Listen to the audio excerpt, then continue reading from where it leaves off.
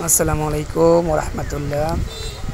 পিছনের অতীত যেমন মাঝে মাঝে চোখের স্বপ্নে বাইসা ওঠে, ঠিক এখন এই হাল বিল কাটা দেখা পিছনের অতীতের কথা মনে হয়ে যায়। দেখেন, আগে খাল বিল অনেক গভীর ছিল, আমরা মাছ ধরতাম খালের থেকে।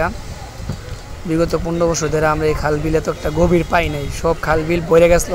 এখন সরকারি উদ্যোক্তা হিসাবে সরকারি উদ্যোগ নিছে, এখানে সব হাল বিল গভীর করবে। মানুষের বৃষ্টির পানি পুনি বাড়িঘরের পানি এখন যাতায়াত করতে বেশি একটা মানুষের কষ্ট হবে না, সব দ্রুত নাইম্মা চলে আসবে। এখানটা আপনার চাইপা দিয়া, কসবা দিয়া, এখানটা আপনার দরুমপুর দিয়া, কিয়ার গুড়িয়া রূপ দিয়া, ওদিক দিয়া আপনার অনেকই রুট গেছে।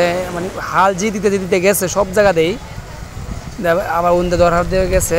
তো এই হচ্ছে আমাদের হাল কাইটটা কি গভীর। আর একটা জিনিস ভালো করছে, যাদের আশেপাশে গাতা গোতা ছিল সব মাটি দিয়ে ভরে ফেলছে, ঠিক আছে।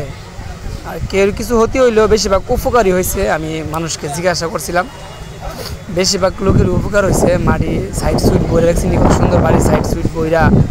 কেউ গাতা ছিল বড়ার মতো সামর্থ্য ছিল না, হেডিও বইরা লাইছে, অনেক সুন্দর হয়েছে। মানে গভীর করছে, এত ক্ষতি করছে না। অনেকে তো ভাবে যে বিশাল দুনিয়াটা লইয়া ক্ষতি করবো না, ওরা মাটি কাইটটা সুন্দর করে সরকারিভাবে যেভাবে ছিল এভাবেই ওরা সুন্দর করে দিয়ে গেছে। অনেক গভীর, প্রচুর পানি যাতায়াত করবে, নৌকা চলবে, হাল বিলে সবসময় পানি থাকবে, মাছ থাকবে, এটাই বাস্তব।